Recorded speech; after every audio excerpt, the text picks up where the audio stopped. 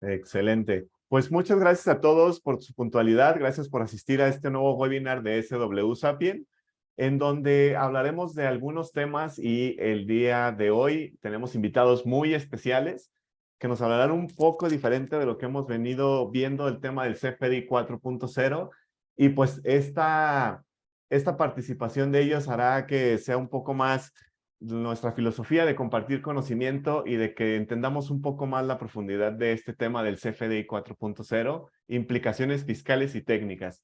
Pues sean todos bienvenidos. En esta tarde hablaremos de lo siguiente. El primer tema general será implicaciones fiscales y cambios al CFDI 4.0. Dentro de este tema general hablaremos de los cambios tecnológicos y de operación en la factura electrónica versión 4.0, el impacto de este cambio en las operaciones de las empresas, algunos de los cambios en comprobantes de poca emisión, sobre todo en CFI de retenciones de información de pago versión 2.0, que en el pasado webinar nos dijeron que había algunas dudas sobre pagos, cambios en los comprobantes que trazan el flujo de efectivo de esta versión 2.0 de pagos, detección de inconsistencias y sanciones, y por otro lado, pues como lo solicitamos y lo vimos que era un tema también importante, le vamos a dar en la cuestión técnica con el equipo de SW, el tema de pagos versión 2.0. Ya veremos más a detalle cambios e integración a la factura 3.3, el tema de la moneda nacional contra la moneda extranjera, el tema de pagos versión 2.0 y factura 3.3, y por último, varios pagos relacionados, el proceso de cancelación y algunos errores comunes que hemos detectado. Antes de continuar, me gustaría hacer rapidísimo una encuesta. Sé que nos visitan muchos de nuestros clientes, también sé que nos visitan personas que no son nuestros clientes y quisieran saber un poco más. Por lo tanto, me gustaría hacer esta pregunta que les va a aparecer en este momento. Solamente que me digan sí o no si ya eres cliente de SW Sapien. Voy a dar unos segunditos, parece que ya estamos contestando. Es simplemente para saber si ya nos conoces o no, si has dado seguimiento a estos webinars que hemos tenido en los últimos meses. Muy bien, pues sí tenemos gran porcentaje de nuestros clientes. Muchas gracias por estar al pendiente de esta información y también a algunas personas que aún no son nuestros clientes o no nos conocían y por ahí les llegó la invitación. Excelente. Muchísimas gracias. Entonces, para aquellos que están conectándose, quisiera primero dar la bienvenida a estos expositores que tenemos en esta tarde, expositores muy importantes en el medio de la facturación electrónica y del timbrado. Primeramente, me gustaría dar la bienvenida al licenciado Fernando Martínez Cos. ¿Qué tal, Lic? Buenas tardes. ¿Qué tal? Buenas tardes a todos. Muchas gracias. Por si alguien no conoce al licenciado Fernando Martínez Cos, pues él, como tienen aquí en su semblanza, es un mexicano con estudios en economía, egresado de la Universidad Autónoma Metropolitana, con más de 29 años de experiencia en temas tributarios y fiscales dentro del Servicio de Administración Tributaria en México SAT. Ha sido docente por más de 10 años en el Instituto Tecnológico Autónomo de México y impartiendo diferentes clases. Como parte de sus credenciales es que cuenta con experiencia de más de 18 años dentro del SAT como director general adjunto, con todos los proyectos vinculados en la definición del área de atención y servicio al contribuyente, la innovación de implementación de esquemas digitales, tales como la factura electrónica, la firma electrónica, el programa de cultura contributiva, así como la participación en el desarrollo de implementos de declaraciones electrónicas, contabilidad electrónica, notificación electrónica y buzón tributario. Actualmente, el licenciado se desempeña como socio director en la firma Digital Signature, especializada en materia de derecho fiscal y tecnologías de la información, integrada con expertos con más de 20 años de experiencia en estos temas de gestión tributaria, fiscal, digital y factura electrónica. Y por otro lado, también le doy la bienvenida al licenciado Juvenal Guzmán Ramírez. ¿Qué tal, Lic? Buenas tardes. ¿Qué tal? Buenas tardes a todos. Muchas gracias. Él es maestro en Tecnologías de la Información y Administración del Instituto Tecnológico Autónomo de México, el ITAM. Tiene una especialidad en materia impositiva y diplomados en Administración Directiva y Administración de Proyectos. Actualmente también colabora con esta empresa, Digital Signature, en consultorías relacionadas con el ecosistema de la factura electrónica y la operación del PAC. Como consultor independiente, también ha participado en proyectos de factura electrónica en países de Centro y Sudamérica, con mejores prácticas para el diseño, la implementación, adopción voluntaria y uso de la información generada. Colaboró en el SAT como parte de los equipos que realizaron justamente la implementación de diversos servicios tributarios, incluyendo la facturación electrónica en su actualización a la versión 3.3, la e-firma, implementación de los documentos digitales, la declaración anual de personas físicas en línea, entre otros. Entonces, como ven, pues tendremos invitados muy especiales, muy especializados y que pues manejan todo este tema de la facturación electrónica. Para los que no nos conocen, me gustaría comentarles quiénes somos rapidísimo como SW. Algo que nos caracteriza es que somos el mejor pack de México listo con el CFDI 4.0. Somos proveedor autorizado de certificación justamente por el SAT, lo cual pues nos lleva a saber todo el tema de la emisión y recepción de CFDIs para justamente ayudarlos a ustedes a disminuir su trabajo operativo administrativo y convertir, que es la idea de este webinar, la información en conocimiento. Parte de nuestras credenciales, pues somos una empresa orgullosamente mexicano, con más de 21 años de trayectoria, como les decía, proveedores autorizados de certificación por el SAT, con cobertura nacional, más de 594,000 clientes al 31 de agosto y el PAC con mayor crecimiento en este último año. Parte de nuestros portafolios, y creo que es el más fuerte y por los que muchos nos están acompañando, es el tema de timbrado de CFDI, que se llama SW Smarter, y tenemos otra unidad de negocio que se llama eFisco, que si gustan conocer un poco más de ella, nos pueden buscar en las redes sociales o en nuestro sitio web, que tiene que ver para la descarga masiva de CFDIs y conciliación de esa información. Aquí les comento lo que hablamos. Y el tema del timbrado del CFDI, pues son servicios y herramientas web que agregan valor a los sistemas, aplicaciones de casas de software, desarrolladores y demás. Y estos son los 3 tipos de timbrado que manejamos. Igual si necesitan un poco más de información, los invito a que entren a nuestro sitio www.sw.com.mx.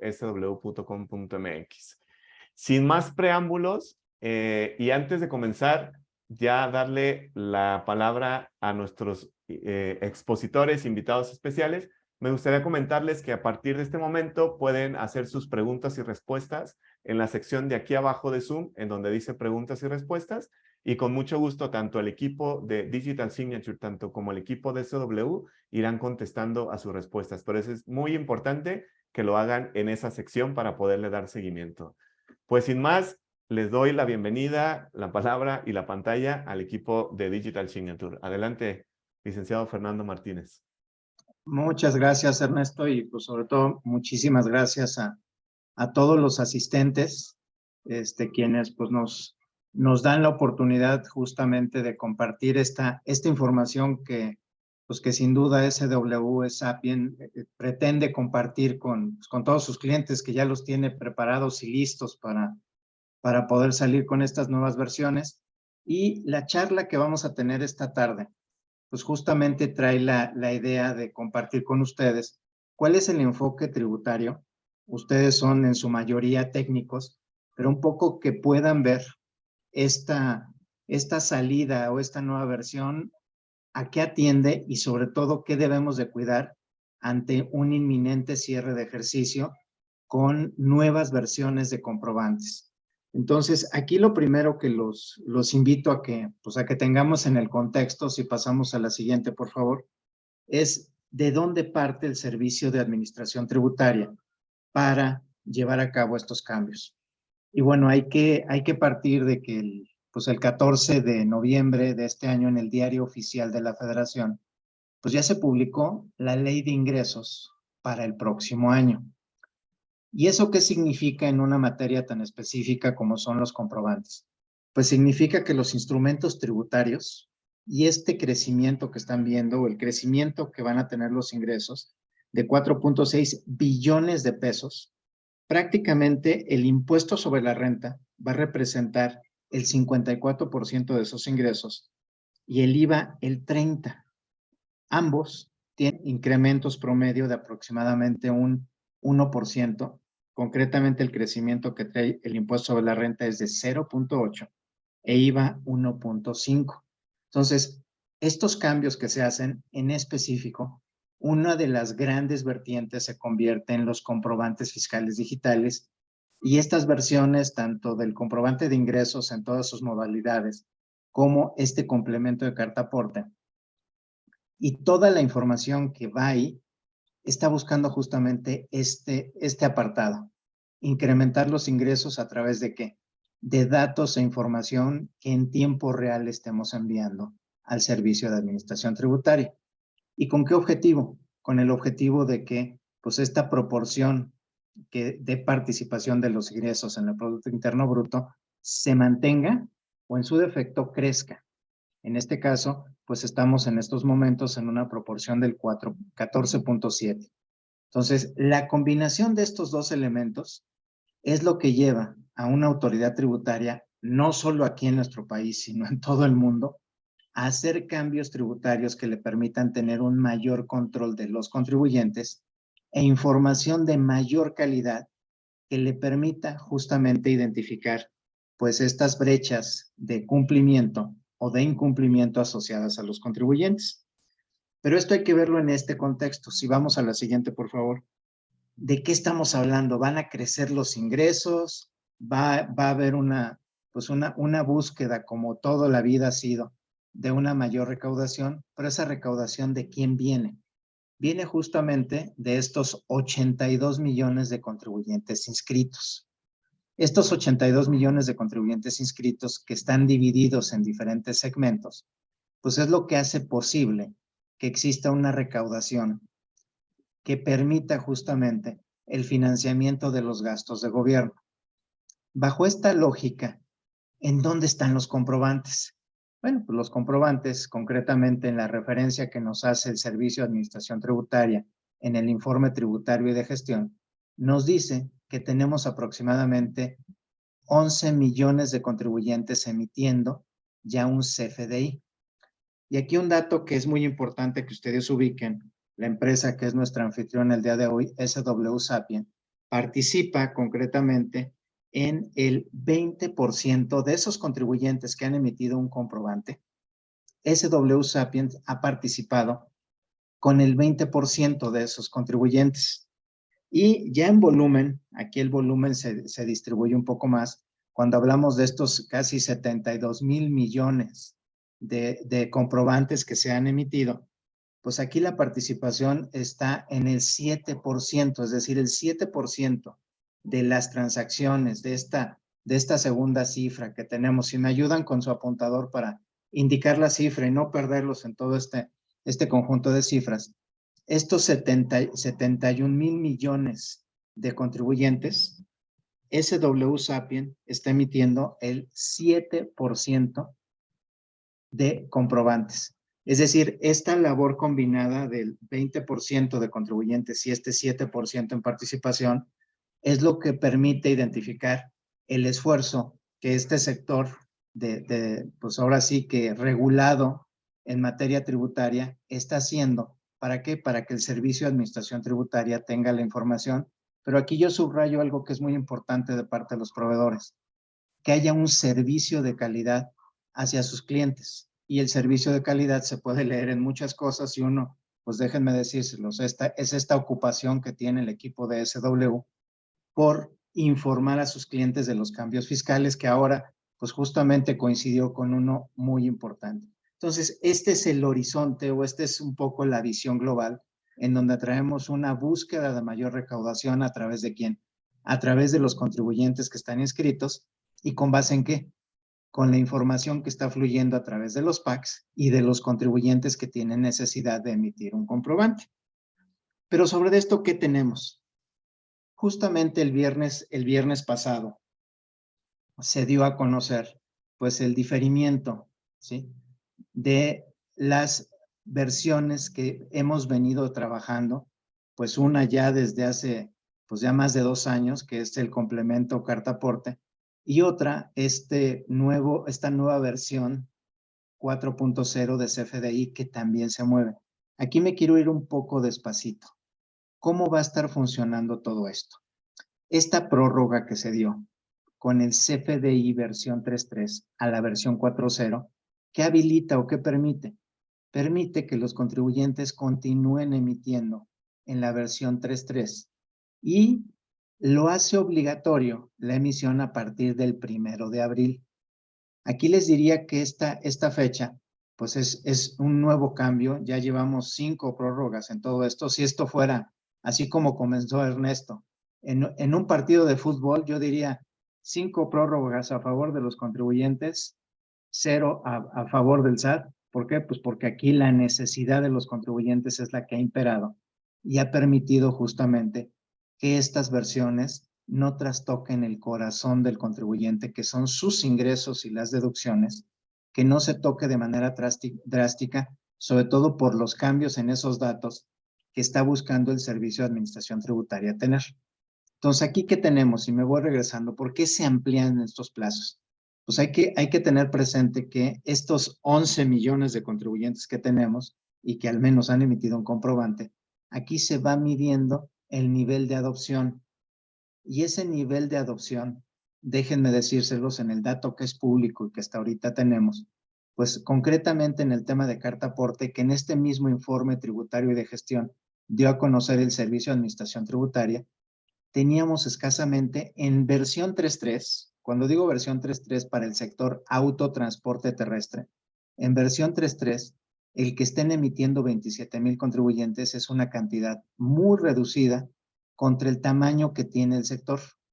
El equivalente de este sector en datos que nosotros conocemos, estamos hablando de un sector que debe de estar rondando entre los 350,000 a 400,000 RFCs únicos del sector autotransporte.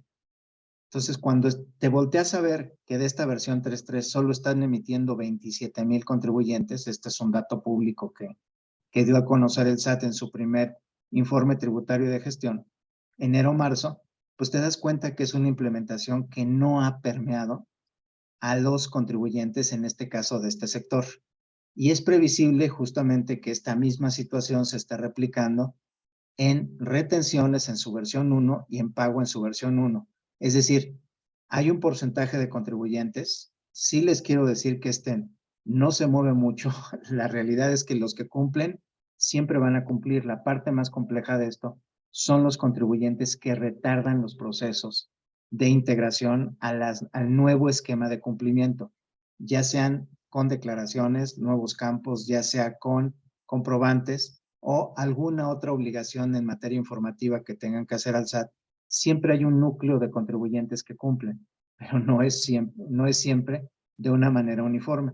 Y en razón de ello es estas nuevas prórrogas que se dan y que seguramente estarán sujetas a la revisión de estos porcentajes de cumplimiento que se van detectando y que se van teniendo. Y al igual que esto, ahí es importante a estas alturas y máxime ya pues en ciernes del cierre del mes de noviembre del 2022, que tengamos muy en cuenta esta facilidad que está asociada a las cancelaciones que tenemos de comprobantes. Esta facilidad hay que estar muy atentos al mes de diciembre, por ahí después del 20 de diciembre y hasta el 31, es cuando el Servicio de Administración Tributaria da a conocer la resolución miscelánea anual. Ahí es en donde esta facilidad que hoy se tiene con la posibilidad de hacer cancelaciones de otros ejercicios, es en donde puede volverse a dar, o en su caso se deja tal cual como viene en el Código Fiscal de la Federación. Aquí nuevamente, pues sobre todo hay que ser muy enfático en el tema de estar atentos a lo que pueda suceder y sobre todo ya en cierre de ejercicio, verifiquen ustedes cuál es su situación o cuál es su estatus en relación con las cancelaciones de este ejercicio y sobre todo de ejercicios anteriores. Acuérdense que tenemos 5 ejercicios previos en donde el Servicio de Administración Tributaria está ejerciendo facultades de comprobación que podrían ser sujetos a que en su momento, si no hicimos una revisión muy escrupulosa de la forma en la que emitimos y no tenemos esa congruencia de datos, aquí podemos tener algún tema justamente de brecha de cumplimiento. Entonces, ahorita quedémonos con la fecha de que para efectos de CFDI, retenciones y pagos, nos vamos hasta el 1 de abril del 2023, que será obligatoria la emisión de comprobantes en sus nuevas versiones, 4.0 y 2.0 para retenciones y para pagos. Entonces, esta es la novedad y nos faltaría la que hoy tienen enfrente, cancelaciones. Esperemos a ver la resolución miscelánea que nos marca y en función de ello, pues ahora sí que si tomamos todas las previsiones para este ejercicio 2022 y para los 5 previos, que tengamos todo en orden para poder dar continuidad al proceso de cierre de este ejercicio. Y en esto simplemente pasamos a la siguiente, por favor. Déjenme darles un repaso de cómo pinta este 2023. Este 2023, desde el dicho de la propia autoridad, pues dice que no se crean nuevos impuestos. Sin embargo, la presión fiscal, a partir de esos datos que ahorita con Juvenal ustedes van a ver, de esos datos que nos está dando el Servicio de Administración Tributaria, que nos obliga a entregar, ¿qué es lo que está buscando? Busca que sean congruentes, que la información tributaria que estamos entregando, aquí sí quisiera ampliarles el espectro. Cuando hablo de información tributaria, es todo aquel dato que yo genero como contribuyente y que le entrego al SAT, así como el que es entregado por terceros. Terceros concretamente puede ser sector financiero, pueden ser otros contribuyentes obligados a entregar información mía, que todo ese conjunto de datos que están fluyendo al Servicio de Administración Tributaria sea congruente. Esa es una vertiente. La otra es a nivel de comprobantes. Aquí técnicamente se le suele llamar el hecho generador del impuesto, que es el comprobante, a nivel de datos y conceptos, sea congruente con las actividades que yo estoy desempeñando. Y ahorita vamos a ver algunos ejemplos. ¿Esto por qué? Porque en las acciones que lleva a cabo el SAT de análisis de datos, ¿sí?, de inteligencia de datos, es donde suelen salir evidentemente comportamientos atípicos o situaciones que ponen en riesgo al contribuyente. Entonces, si bien es cierto, no hay nuevos impuestos del cual ocuparnos, sí hay toda una serie de datos que son generados por parte de la propia empresa, que hay que cuidar, que sean congruentes y que guarden una estrecha relación con la actividad que tiene la empresa. Y esto básicamente se basa en la estrategia que la presente administración, esta presente administración ha planteado su estrategia en 3 vertientes. Ellos le llaman el ABC. Aumento de recaudación, ya lo vimos, sí están buscando aumentar la recaudación. La B, que es bajar la evasión e ilusión, y yo diría la omisión que pueda haber en la información que entregue el contribuyente o en las obligaciones que deje de cumplir. Y la C, que es el combate a la corrupción.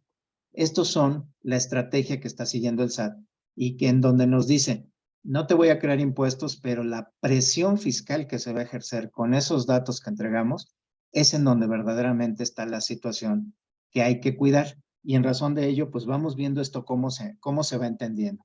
Pasemos a la siguiente, por favor.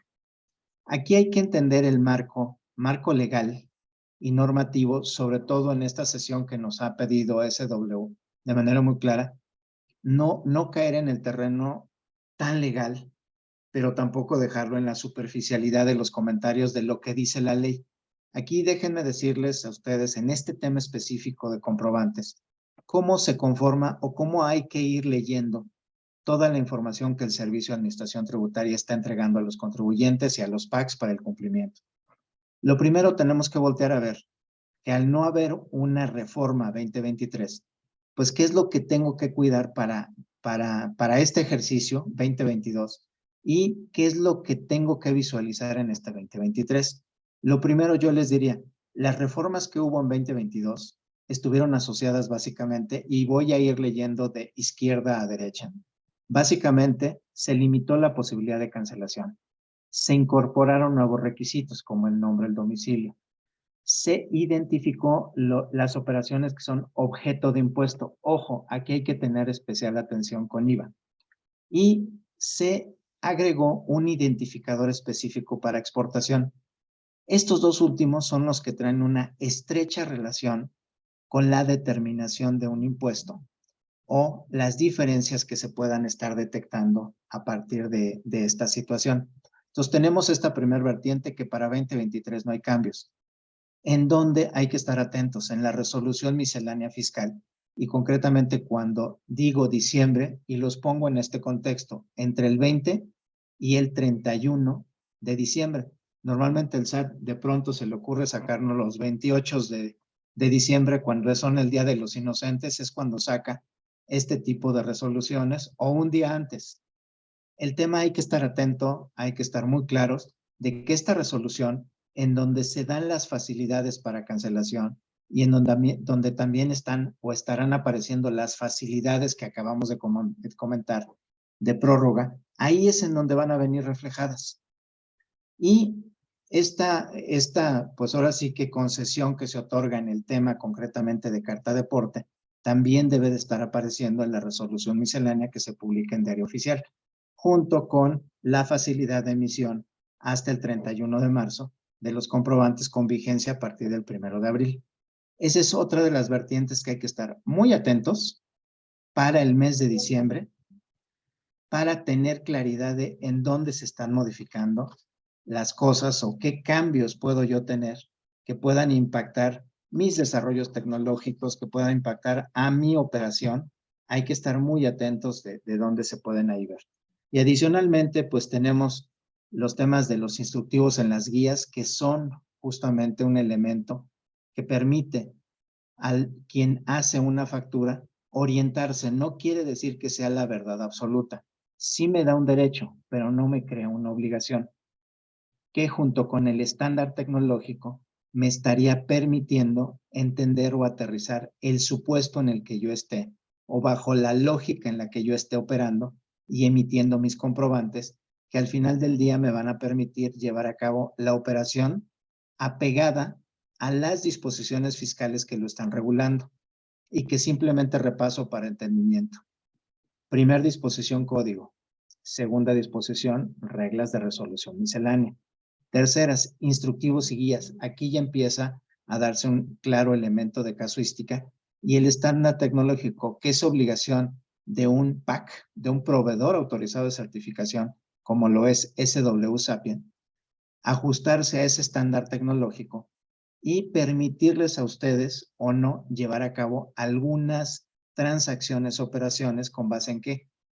En esto que le llamamos el anexo 20, en la matriz de errores o en el anexo 29, que es lo que regula la operación de un proveedor autorizado de certificación como SW. Entonces, estos son los elementos que normativamente lo regulan y concretamente el que tuvo un cambio o impactó fueron las reglas de resolución miscelánea, que estas se nos dieron a conocer justamente este viernes 25, fue cuando se dieron a conocer estos cambios. Y quisiera, antes de pasarle la palabra a Juvenal, pasar a la siguiente lámina. ¿Cómo vemos nosotros el impacto que tienen todos estos cambios? Esto que ahorita Juvenal les va a compartir, quisiera invitarlos a que veamos a partir de esta lámina cómo es que el Servicio de Administración Tributaria va visualizando los cambios que se van dando y que están justamente impactando a emisores y receptores, y que están en la búsqueda de consistencia de información. Aquí simplemente es una propuesta nuestra que les hacemos. Lo estamos dividiendo en 7 etapas. 1, claramente, en este tema específico de comprobantes, y por eso la pregunta de cómo impactan a la empresa, hay que verlo en esta perspectiva. Lo primero, el Servicio de Administración Tributaria identifica fuentes de información con las cuales pueda confirmar la viabilidad de un emisor para estar elaborando y emitiendo comprobantes. Uno, ¿a qué está asociado? A la constancia de situación fiscal y a la opinión de cumplimiento y a las evidencias que de estos se están dejando a través de tickets o notas de venta. Estamos hablando de emisores. De ahí pasamos a una segunda etapa, que es la generación del comprobante, que es uno de los servicios que previsiblemente les está dando SW. Aquí es en donde empiezan a impactar los cambios y empieza a entrar el proceso de validaciones y cambios que ustedes ya instrumentaron o a estas alturas ya los deben de tener muy avanzados. ¿Por qué? Porque aquí es en donde empiezan a pegar estos nuevos requisitos que fueron previstos en código, aquí empiezan a pegar. Y a estas alturas, quienes ya están emitiendo en la versión 4 y ya están emitiendo algunos de los complementos o incluso la propia carta aporte, pues es a través del proveedor autorizado de certificación del SAT en el que se dan esas validaciones de estos anexos y en donde podemos tener la aceptación o el rechazo de un comprobante. ¿Por qué? Pues porque finalmente después de haber sido timbrado ese comprobante va a dar a las bases de datos del SAT y es en donde se empiezan a tener toda esta información. En principio debiese de ser consistente con el hecho generador del impuesto, pero ya empieza a interactuar esta información con otros elementos, no sin antes pasar en lo que estamos proponiendo entender como eventos del comprobante, porque aquí podemos tener una cancelación, podemos tenerlo asociada a una nota de crédito o algún otro evento que esté sucediendo con la factura, que le dé consistencia a lo que finalmente hace el SAT, que es usar nuestros datos. ¿Esos datos en dónde se utilizan? Con declaraciones, en actos de fiscalización, en actos en donde se está verificando el cumplimiento mensual de IVA o en operaciones de comercio exterior o incluso en algo que por ahí en la reforma de este año se detectó, en la congruencia de actividades que pusimos cuando nos inscribimos y las que estamos llevando a cabo cuando expedimos o recibimos un comprobante.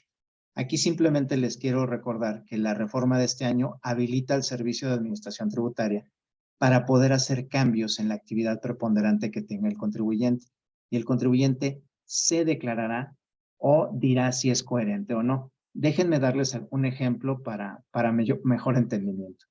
Si yo le dije al Servicio de Administración Tributaria que estoy instalado como un centro de reparación de vehículos, los comprobantes que emita deberán de estar asociadas a la reparación de vehículos y a cualquier situación vinculada con la reparación o cambios en vehículos.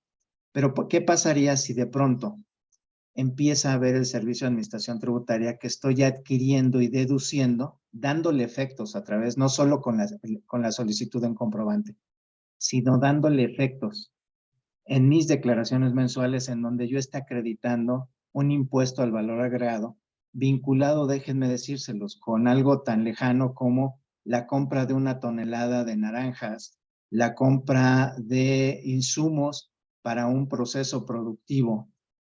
Eso es en donde, y aquí tengan mucho ojo, la actividad y la naturaleza de los ingresos están reflejados en los comprobantes y en la congruencia de la información que ustedes están dando. Y eso se cruza con todos los datos que están desde la versión 3.3 y se afinan con lo que traemos en la versión 4.0. Entonces, sean muy cuidadosos de esto, de la actividad que le dijeron en la inscripción. Aquí pues, yo presumo que muchos de nuestros escuchas seguramente son estudiosos. Esto está previsto en el 27 de Código Fiscal y en el 29 de Código Fiscal. Ahí es en donde se empiezan a dar estos cambios en materia legal y que operativamente ustedes empiezan a ver. Y son un manejo de datos en tiempo real, que es lo que permite entrar a la etapa 7, consistencia de información del contribuyente cuando se hacen cruces. Ahí es en donde todo esto toma forma y da congruencia de lo que está haciendo un contribuyente en su actividad cotidiana y que dejaría yo hasta aquí para que Juvenal ya a nivel de detalle les pueda ir explicando pues qué cosas son las que ustedes ya hicieron, ya en este mes de noviembre ya hicieron y que van a tener que ser muy cuidadosos a partir de este contexto que les estamos dando y que previsiblemente les va a permitir apuntalar su situación fiscal de una mejor forma o, que sería lo no deseado, debilitarlos con la información que ustedes mismos generan y que están entregando al Servicio de Administración Tributaria. Entonces yo dejaría para que continuara Juvenal con la charla y con la siguiente lámina. Adelante, Juvenal, por favor. Gracias, Fernando. En esta lámina vemos a grandes rasgos cómo se están distribuyendo estos cambios, cómo están impactando los diferentes tipos de comprobantes que se están usando. Tenemos de referencia que hay dos tipos o dos formatos, dos grandes formatos de factura electrónica. Uno es el que prácticamente toda la gente conoce, y es el que se refiere a los ingresos, egresos, los recibos de nómina y los comprobantes de pago. Esa es una modalidad. Y la segunda modalidad es el CFDI, que se utiliza muy poquito, que es el que ampara retenciones e información de pagos. Esto lo vemos aquí, que es la penúltima columna de la tabla. Y si vamos viendo por ahí las marquitas que se están señalando en cada uno de ellos, vamos a notar que en el que está hasta la derecha, que es el complemento de recepción de pagos, es el que tiene la mayor cantidad de cambios. Ya al iniciar la sesión, estaba señalando que el objetivo de la ley de ingresos es hacer un incremento interesante en la cantidad que se está recaudando, y una parte, uno de los impuestos que tiene mucho interés por crecer es el IVA. Y el IVA, evidentemente, se está buscando que se quede registrado que se hizo el pago. Por eso es que está muy orientado a que el complemento de recepción de pagos dé información para que se pueda estar llevando el seguimiento y se pueda tener mayor fiscalización de ese lado. Ahora vámonos del lado de las columnas. En cuanto a las secciones que estamos viendo, vemos que hay cambios en el lado del emisor, y pues nos afecta a todos.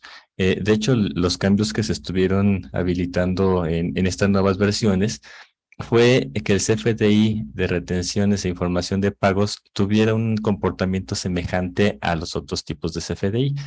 De manera que tuviera reglas de validación y la información fuera más consistente. La versión anterior no las tenía, así es que ese es uno de los primeros cambios en cuanto a retenciones y pagos. Si alguien está haciendo este tipo de comprobantes, va a necesitar ahora hacer una validación de los datos que tiene de sus receptores para asegurar que los datos sean correctos, los que tienen identificados, para que al momento de que lo manden a timbrar no empiecen a tener rechazos. Entonces sería de las primeras actividades que tienen que estar ejecutando, revisar que todos los datos que están manejando para la emisión de los comprobantes sea correcta. Por lo mismo aquí el emisor, en todos lados hay un emisor, en todos lados se hicieron ajustes y hay un conjunto de datos que se tienen que ver en el grupo, que sean congruentes, que sean consistentes y que no vayan a dar alguna variación, como lo acaba de mencionar Fernando en la lámina previa, de que se dio algún dato de más y que el SAT lo tome como que hay modificación de actividades y que haga algún cambio que les pueda estar impactando. Del lado del receptor, también se agregaron nuevos datos y se están poniendo más controles para su revisión, cosa que nos hace tener más foco sobre la forma de estar validando datos. Unos de los que ustedes recordarán se dieron durante este año fue que se estaban pidiendo las constancias de situación fiscal para verificar datos de los empleados, por ejemplo. Eso fue originado porque el receptor se necesita verificar los datos que tiene registrados el SAT en sus bases de datos. Así es que, pues esto ya hizo una complicación un poquito más en cuanto a la operación. Si ustedes tienen un conjunto limitado, definido de clientes, resulta relativamente ágil poder contactarlos y verificar, confirmar cuáles son sus datos para que la facturación no vaya a tener problemas en la emisión en la versión 4. Pero si tienen emisiones para contribuyentes que son muy variables o que tienen un alto volumen, representa una carga de trabajo muy fuerte y que se tiene que estar realizando para que no vayan a tener este problema de emisión. O si están pidiendo los datos en el momento de la emisión, que ese intercambio de datos sea correcto y no les detenga sus flujos operativos, que también les va a impactar en sus ingresos. Y estos son igual a grandes rasgos. En las siguientes láminas tocamos un poquito más de detalle de cómo se están dando elementos de control. Agregaron nuevos datos. Entre ellos, ya por aquí por las preguntas, vi que hay algunas de las que están haciendo referencia. Algunas hablaría, por ejemplo, en la factura global.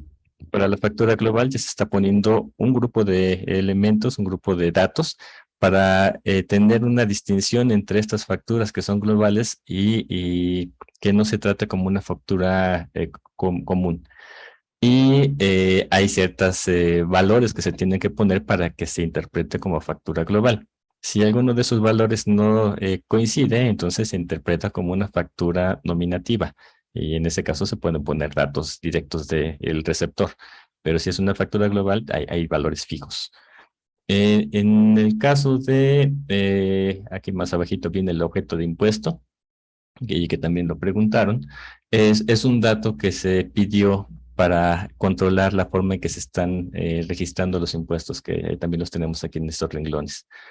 Y este objeto de impuesto está asegurando que si algo debe tener el impuesto, entonces se haga obligatorio incluir los impuestos, si no, no se va a poder timbrar. Y esa sería la mecánica por la cual lo están habilitando y por supuesto está afectando tanto las facturas de ingreso como los comprobantes de pago. Y tendríamos uno adicional que es el de la exportación, que eso lo tocamos un poquito más adelante. Hubo cambios en la forma en la cual se están interrelacionando las facturas. Esto para poderle dar trazabilidad a las facturas, poder saber cuándo incrementan o decrementan las cantidades que están pagadas o los valores de lo que fue entregado o las devoluciones. Y el cambio que hicieron estaba también orientado a apoyar su nuevo modelo de cancelaciones, que también vi por allí en las preguntas que si el esquema de cancelaciones ya estaba estable. Por allí vimos que algunas, ya ha habido más estabilidad en cuanto al el servicio de cancelación, aunque todavía se pudiera estar presentando algún problema, y en particular por la modalidad 1 de cancelación. Ahí está pidiendo que se haga una relación entre la nueva factura con la factura anterior, y esto fue la modalidad que están buscando. Entonces, ya ven ustedes por aquí que el SAT está buscando tener bastante más control sobre las operaciones que siguen activas y si alguna se cancela, por qué se canceló y cuál es la que los estudió en su caso, y que pueda darle más claridad a que las operaciones que se tengan que registrar se estén registrando. Ya vimos el objeto de impuesto con los impuestos. En el caso del nombre, denominación o razón social del extranjero, es un dato que viene en el segundo formato de los comprobantes, que es el de retenciones e información de pagos, y que allí hubo algunas variaciones en su característica para hacer el registro cuando el receptor es un extranjero. En caso de la sección de a cuenta de terceros, básicamente está orientada a los que emiten o hacen operaciones y cobran a nombre de un tercero. El cambio principal es que esto era un complemento y de complemento pasó a ser parte de la estructura de las facturas de los FDIs normales. Y allí se incluyeron algunos datos adicionales y se incluyeron nuevas reglas de validación. Los últimos dos grupos que tenemos aquí son los totales y traslados y retenciones, y vemos que esos se fueron contra el complemento de recepción de pagos, que ellos lo que hicieron fue agregar más información para que tuvieran ya con cifras cuáles son los impuestos que están siendo pagados y puedan darle un seguimiento a cuánto fue lo que se pudiera estar acreditando en su caso. Entonces, ya ahorita con las demás láminas vamos viendo cuáles son los cambios particulares. El siguiente, el que vamos a ver primero es los principales cambios en la versión 4 del CFDI, el que se usa más comúnmente, que se utiliza con más volumen. Con respecto al emisor, uno de los cambios interesantes fue que cambiaron el nombre. El nombre se tiene que escribir completamente en mayúsculas y sin incluir el régimen societario. Si no coincide esta información con la que tiene SAT, entonces se rechaza. Esto es relativamente simple, y para la gente que esté involucrada en la actualización de sistemas o de mantenimiento de los sistemas empresariales, pues va a tener que hacer aquí algún ajuste que es un tanto más simple porque es el dato propio del emisor. Pero pues hay que estar revisando esta consistencia para que no se vaya a rechazar. Aquí hay algunos otros datos, entre ellos, por ejemplo, el código postal y, por ejemplo, el régimen fiscal, que tiene sus reglas para poderlo registrar, y que en caso de que exista alguna variación es donde SAT puede detectar cambios y los puede mandar a alguna obligación adicional por entendimiento del SAT de que están haciendo algo nuevo. Entonces ahí hay que tener nada más cuidados con la operación normal de la empresa, que es de acuerdo a la actividad que esté realizando, estén correctamente registrados y correctamente identificados el punto del cual se emite, que en este caso sería el lugar de expedición. El segundo grupo es el receptor. Aquí tenemos el nombre, que ya se hizo obligatorio, y el nombre también debe estar en mayúsculas y sin el régimen societario, y debe corresponder con lo que tiene identificado el SAT.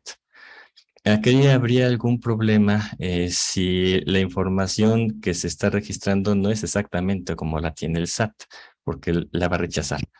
Y hay una página donde se puede hacer la verificación y hay un servicio donde se pudiera hacer una validación masiva.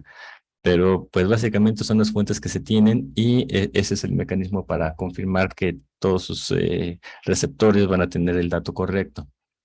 Respecto del régimen fiscal, pues básicamente se está buscando que corresponda con el tipo de persona para que no se vaya a asignar, por ejemplo, una actividad de persona física a una persona moral y viceversa.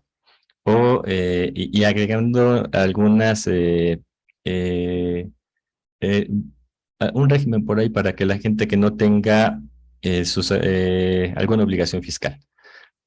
Hay que notar también que con el cambio de la versión 3.3 a la versión 4, se actualizaron los catálogos. Entonces también esta es otra actividad que se tiene que estar validando dentro de los sistemas y actualizando, porque en la versión 3.3 no existía, por ejemplo, el régimen de simplificado, el reciclo, y en la versión 4 ya lo permite. En la versión 3, los usos era uno por definir. En la versión 4 ya no existe por definir, ya existen otras claves. Entonces hay que hacer estos ajustes para que la emisión se pueda dar de manera correcta. Se está incluyendo el domicilio fiscal, el régimen y el uso, y los primeros tres nombres, régimen, domicilio y el RFC deben coincidir con lo que esté en el SAT. Y esta es la referencia a que muchas veces lo que se está haciendo es enséñame tu constancia de situación fiscal o tu cédula de identificación fiscal y con eso puedo verificar que eso es lo que tiene el SAT y ya lo puedo utilizar. Y pues por ahí causó algunos problemitas de demanda de servicio del SAT. Así es que hay que tener precaución con si manejan muchos receptores. De los datos adicionales tenemos el dato de la exportación, que nos va a indicar si es una exportación de bienes o no se está exportando. Y este campo, en cuanto se dice que es una exportación, hace obligatorio que se incluya el complemento de comercio exterior. Por supuesto, si estamos hablando de un complemento de comercio exterior, ya se habla de la entrega de mercancías. Así es que esto aplicaría para cuando vayan a mandar mercancías al extranjero y los va a obligar a poner el complemento de comercio exterior. Si hubiera alguna operación diferente, llámese una entrega de un servicio hacia el extranjero, ese no se está transmitiendo un bien, por lo tanto no aplicaría entregar el complemento de comercio exterior. Y este es uno de los datos adicionales que mencionábamos al principio en la tabla general de cambios. Con respecto al tipo de relación, pues este hizo que se tuvieran más de un tipo de relación. Originalmente se podía hacer nada más una relación de un tipo. Así es que yo podría hacer una factura y después hacer una nota de crédito y decir que la nota de crédito, que sería un comprobante de egresos, estaba relacionada con la nota de primer comprobante y ya puedo saber que allí hay una transacción donde disminuí el valor o tuve alguna devolución. Pero para fines de poder hacer la cancelación, adicionalmente habría un segundo tipo de relación, que es que esta factura, la nueva, sustituye a la anterior si se está cancelando una. Por eso es que habilitaron el que se hicieran varios tipos de relación y aplican principalmente para el CFDI tradicional, por llamárselo así, donde aplican todos los tipos de relación. El tipo de sustitución es el que aplica en general, incluyendo al de pagos al extranjero. En el caso de objeto de impuesto, también vi por allí que había una pregunta relacionada. Se está buscando identificar si algún concepto en particular debe o no desglosar los impuestos. Y allí hay 4 claves que, pues desafortunadamente hasta ahorita no ha habido una claridad para el último que se dio de alta. En el primero sería que no existe el impuesto, que no es objeto. En el segundo sería que si es objeto y se tiene que desglosar o describir en todo el comprobante, y esto tendría un efecto semejante al de exportación. El poner lo que sí es obligatorio abrir los campos del comprobante y generar todos los datos relacionados. El tercero sería que sí está obligado, sí genera impuestos, pero que no está obligado a desglosarlo, como llega a ser en los casos del IEPS. Y el cuarto está hablando que sí es objeto de impuesto, pero no lo causa. Ese es uno que está ahorita generando problemas en la forma de descripción, porque pareceríamos orientado al sector financiero o alguna facilidad que le esté dando el SAT. Ese queda por allí en algún punto fino que se tenga que estar detallando para cuando lo vayan a utilizar. Y de estos, de la pregunta que estaban haciendo, pues básicamente es si es necesario desglosar impuestos, hay que poner la clave 2 para que se puedan hacer el desglose y ya con eso ponen los impuestos que deban estar incluidos dentro del comprobante. Pasamos a la siguiente lámina. En cuanto a la información global, esta tiene muchos datos fijos y eso es lo que la hace reconocerla como una factura global. Y pues como sabemos, es una facilidad, está en una regla que si no se van a estar emitiendo el comprobante por cada transacción, se puede hacer un solo comprobante y allí desglosar cada uno de los tickets que se hubieran generado. En el emisor no hay cambios respecto a lo que acabamos de platicar, le aplican las mismas reglas. En el receptor ponen valores fijos. El RFC tiene que ser el genérico nacional. El régimen fiscal tiene que ser el de sin efecto fiscal, que de hecho ya está ligado con el RFC. Igual que el domicilio, como es alguien no identificado, se utiliza el mismo que el del lugar de expedición, así es que podríamos decir que son fijos ya para fines de estos comprobantes. Y el uso, como nadie lo va a poder utilizar para darle algún efecto de deducción o de acreditamiento, se queda sin efectos fiscales. El nombre es un dato muy particular. Si se pone tal cual lo tenemos aquí, público en general, mayúsculas y con el público sin acento, hace que esto sea un comprobante de factura global. Y en este caso es obligatorio incluir la información global, que este es el dato nuevo, un dato adicional que se está incorporando para reconocer cuándo están las dos modalidades. Dentro de la que es la información global, pues se está poniendo cuál es el año, con qué periodicidad se está emitiendo, que pudiera ser diario, semanal, quincenal, mensual, bimestral. Ahí pueden poner una clave y le pueden poner el mes en el cual se está generando. Este es el dato nuevo que hace la distinción de la información global. Y de la clave de exportación, pues como es una operación netamente nacional, se queda con la clave 01. Entonces, por ahí también había una pregunta. Si el nombre se lo ponen con una clave distinta, se interpreta que es una factura nominativa y en la parte de los conceptos tendré que desglosar los conceptos adecuados. Si ponen la de público en general, hay que llenarla respecto a la que he llenado, que nos dice que por cada concepto hay que poner el número de ticket y poner los importes y desglosarlos así. No sería válido generar una factura resumida porque las guías de llenado indican que debe ponerse en cada concepto un número de ticket. Ya si hubiera por ahí alguna práctica de hacer resúmenes y en lugar de ponerlos todos, nada más habría que revisar su forma de operación para que no el SAT los pueda detectar y buscar alguna requerimiento de ese lado. Pasamos a la siguiente. Respecto de... En la siguiente lámina, por favor.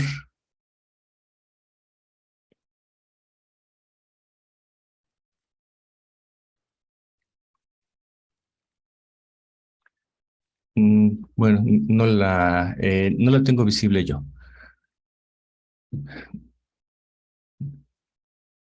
Ya estaríamos hablando en la siguiente lámina de el, las operaciones a cuenta de terceros. Como les comentaba, dejó de ser un complemento, ya se deja dentro del comprobante y se está haciendo una validación semejante a la del emisor. Esencialmente, lo que se quiere comprobar es que el que aparezca aquí sea un emisor válido de comprobantes. Por lo tanto, el RFC tiene que estar inscrito, debe tener un régimen fiscal válido y debe tener también la validación del nombre que corresponda con respecto a lo que tiene el SAT.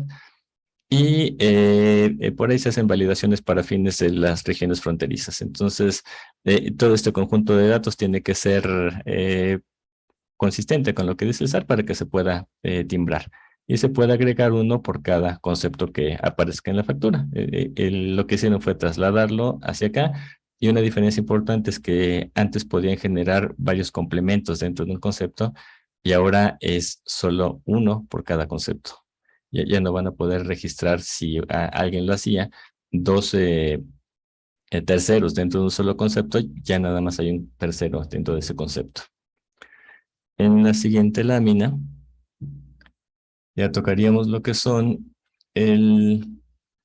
estos comprobantes de poca emisión, que es el CFDI de retenciones e información de pagos. En este caso, tiene los datos del emisor, son el mismo tratamiento, se hace la validación del nombre en mayúsculas, se está incluyendo el régimen fiscal. El SAT estuvo buscando que los datos que aparezcan en esta factura sean muy semejantes al de CFDI, así es que agregaron algunos datos de ese estilo y validaciones equivalentes. En el receptor también se hace la validación del nombre siempre y cuando sea un receptor nacional y el domicilio fiscal del receptor. Si fuera el extranjero, básicamente lo que se está pidiendo es el nombre de denominación o razón social. Este es el dato obligatorio. Y si se tiene el dato del identificador fiscal del extranjero, se pudiera estar incluyendo que es un dato opcional. Aquí no existía la sección de relación y se habilitó, aunque para fines genéricos el tipo de relación pudiera tener hasta 7 claves, pues en realidad nada más está aplicando el de fines de cancelación, el de que este sustituye al anterior, y pues solamente hay un tipo de relación. Les comentaba que en el CFDI general allá se permite tener varios tipos de relación, aquí nada más dejaron uno. Y el uso de los complementos, que pues depende del tipo de operación que se esté realizando o del sector que se tenga. Muchos van para el sector financiero, algunos sería para quienes hagan algún pago al extranjero y tengan que hacer alguna retención al extranjero. Aquí es donde se hace el registro, recordando que de acuerdo con el código, los gastos se tienen que comprobar con CFDIs. Y esta sería una forma de tener el comprobante para los extranjeros, lo que se paga en extranjeros. Pasamos a la siguiente lámina. Este es el complemento de pagos, ya sería un CFDI en su modalidad de cuál fue el flujo para liquidar ese adeudo. En emisor tiene el mismo tratamiento que para los CFDIs generales. El receptor también es equivalente.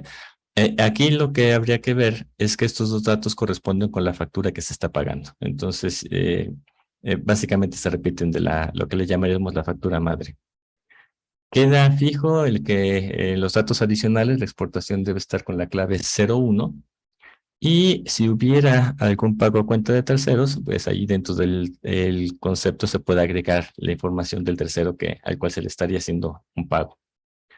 En este se agregaron varios datos. En esencia lo que hicieron fue resumir todos los pagos y declararlos expresamente cuánto es el impuesto que se está pagando, lo que se está devengando.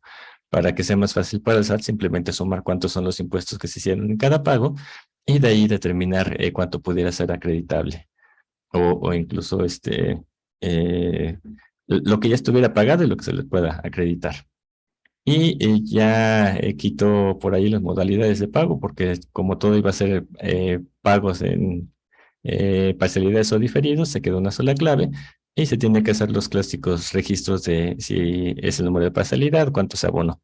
Pero la modalidad nueva fue que se agrega el objeto de impuesto que debe corresponder con la factura origen y deben calcular la proporción de impuestos que se pagó.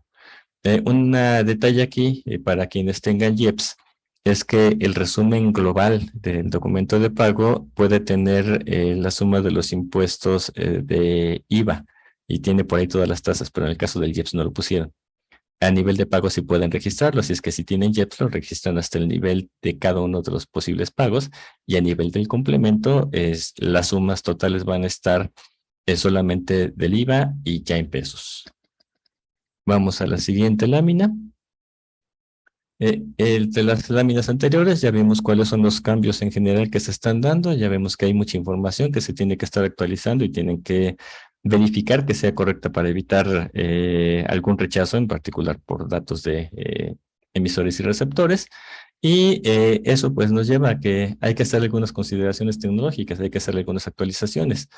Los sistemas deben ser muy ágiles, muy eficientes para poder estar haciendo la emisión y deberían estar automatizando la mayor posible esta emisión de la información para que teniendo ya las fuentes de datos válidas, simplemente se llene el formato y se mande a construir el comprobante o construirlo y mandarlo a timbrar, para que no se den elementos donde alguien tenga que estar aprendiéndose todas las reglas. Hay mucha regla que se está utilizando aquí y que se va a tener que automatizar para simplificar la operación. Hay que actualizar el hardware y el software.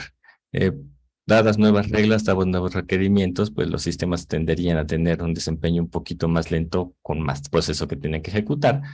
Y el software, pues hay que actualizarlo para que se pueda almacenar toda la información, se puedan hacer las extracciones necesarias para poder generar los comprobantes. Hay que tener siempre disponibles los servicios de red, que esto nos llevaría a un aspecto un poquito más allá de lo que sería la seguridad de la información para ver que efectivamente nuestros sistemas sean confiables y que no nos vayan a interrumpir en algún momento la operación y no podamos generar comprobantes. Con respecto al procesamiento de la información adicional a que se esté guardando la información nueva para generar los comprobantes y que se estén cumpliendo las reglas de llenado, también hay que aprovecharlos para fines de que la empresa propiamente verifique que todos sus datos son consistentes. Recuerden que en una de las láminas que mostró Fernando se estaba hablando de que el SAT hace minería de datos y que hace análisis. Entonces, lo que el SAT detecte debe ser consistente con lo que tiene ustedes. Si ustedes no hacen el cruce de que todos los datos son correctos, igual el SAT puede identificar algún huequito donde se les perdió un poquito el control de la operación y por ahí estar buscando revisarlos y hacer alguna revisión. En las capacidades de procesamiento y almacenamiento, pues desde que se está manejando factura ha estado creciendo el número de operaciones y la tendencia es a que los datos crezcan. Así es que hay que ir más con esa mentalidad de que la información va a crecer y que hay que ver cómo se puede tener para poderla aprovechar. De hecho, es más en beneficio de cada una de las empresas poder tener este alto volumen de información para poderlo usar en beneficio propio y tener alguna ventaja allí. Hay que tener esta flexibilidad para poderse comunicar con muchos sistemas, y particularmente con los del SAT, y ahí pues el SW les puede estar ayudando para hacer esas intercomunicaciones, tanto en este caso con el SAT, para hacer las validaciones o alguna integración que tenga que hacer ahí para poder cumplir con la obligación fiscal. Y de los que hablaba hace un momento de procesamiento de datos e información y los recursos de datos en redes, estar siempre seguros de que tenemos cubiertas las vulnerabilidades tecnológicas. Así es que ahí hay que estar llevando las prácticas de seguridad de la información para asegurar que nuestros datos, ahora que se tiene que estar conectados permanentemente a Internet, no vayan a tener algún riesgo de que se les pueda estar atacando. Entonces, esto sería en general las consideraciones tecnológicas que se tiene que hacer. Vemos que hay suficiente trabajo por realizar y pues aunque ahorita nos acaban de dar unos mesecitos más para poder hacer el cambio, pues vemos que el trabajo es arduo. Hay muchas cosas que hacer y hay que estarlas ejecutando para poder estar disponibles, listos en tiempo ahora a partir de abril y pues de allí tienen a SW con esa experiencia para poder hacer el ajuste. Para la siguiente sección ya estaríamos pasando con Fernando para la continuidad de la sesión. Gracias, Juvenal. Y bueno, hasta ahorita, ¿qué hemos visto? Ya vimos esa gran necesidad que tiene el SAT de recursos y vimos este repaso que nos dio Juvenal de cuáles son esos datos que necesitamos. Y para ir perfilando el cierre de nuestra charla, para dejar el espacio a nuestros amigos de SW, quisiera que ubicaran este contexto en donde ustedes están trabajando estos temas de comprobantes. Con los datos que ahorita mencionó Juvenal, quisiera que los hilvanaran con ciertas características que deben de tener otros documentos con los que se vincula el tema de comprobantes y que debe de haber congruencia. Y sobre todo, déjenme decirles aquí algo que es muy importante en un tema tributario o fiscal. Cómo ahora los datos empiezan a hablar en sí mismos y empiezan a describir las conductas o comportamientos que tienen los contribuyentes. Y vamos a empezar por el primero. Ya les dábamos algún ejemplo del giro o razón social del negocio de la empresa. Hoy ustedes o el Servicio de Administración Tributaria lo tienen en su inscripción y ustedes lo refrendan en cada comprobante que dan. Es decir, cada comprobante que ustedes dan identifica la naturaleza del ingreso cuando ustedes incorporan el requisito del régimen fiscal. Ahí decimos la naturaleza del ingreso.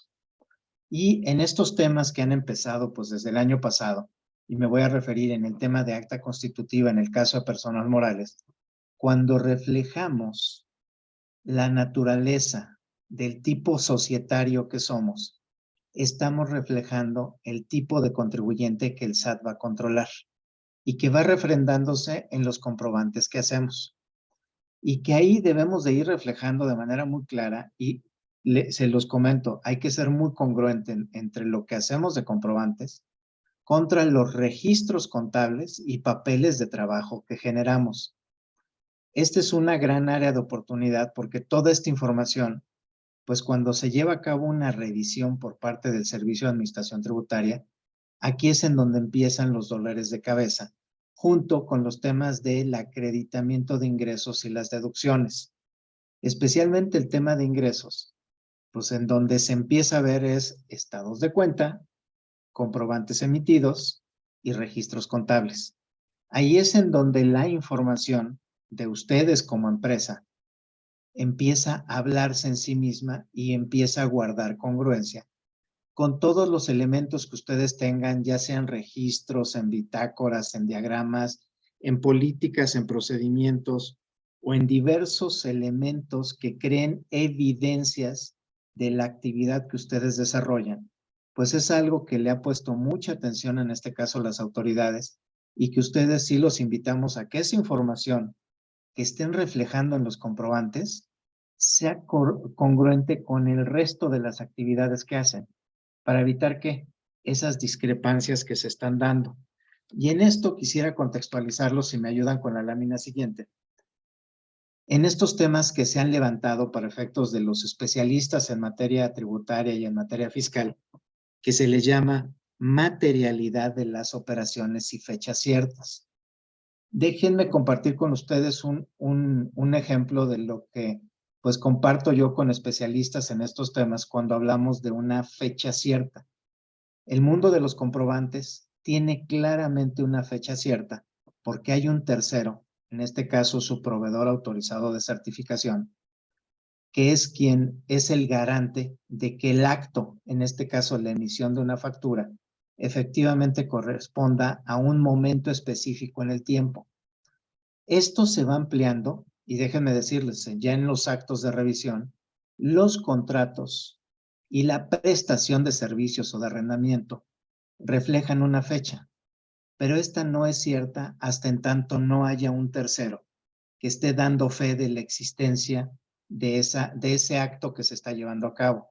En razón de ello, por ejemplo, los contratos, en este caso los laborales, pues cada vez van teniendo mayor peso en una relación patrón-trabajador o los contratos de prestación de servicios que se llevan a cabo entre empresas, que son súper importantes y que pues justamente ahora la reforma en outsourcing, esta nueva reforma que se dio el año pasado, le pone mucho acento en la congruencia de datos con listas de asistencia, pagos de nóminas, evidencias del cumplimiento de las retenciones con declaraciones o entero de los impuestos, e incluso algunos de ustedes que lleguen a temas de devoluciones, pues hay algunas administraciones del Servicio de Administración Tributaria que les piden evidencias fotográficas a efecto de confirmar que efectivamente se llevó a cabo una deducción, que efectivamente está asociada a un gasto que llevaron a cabo.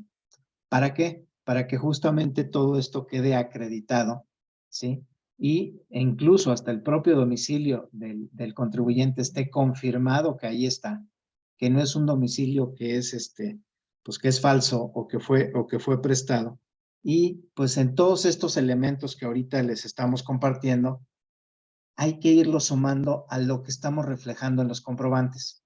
Es decir, todo debe de tener una línea lógica de la actividad, el ingreso, la deducción, los comprobantes que recibo, las declaraciones periódicas que emito, ya sean mensuales o anuales, con la forma en la que quedé inscrito.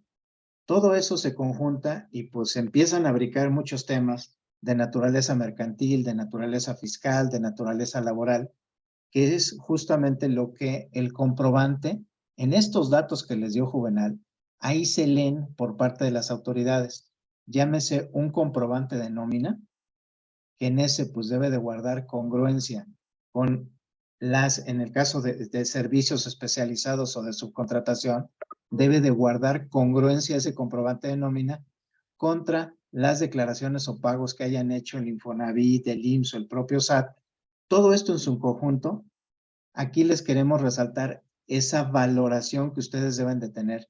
Y no solamente, déjenme decírselos, que vean solo el arbolito y las ramitas que quisiera que lo imaginaran, que son los datos de los comprobantes, sino que puedan ver todo el bosque, y ese bosque está conformado por un montón de evidencias que deben de ser congruentes con ese gran árbol o esa gran, pues ahora sí que sombra que generan los datos en los comprobantes, deben de estar congruentes con toda la información que tengan.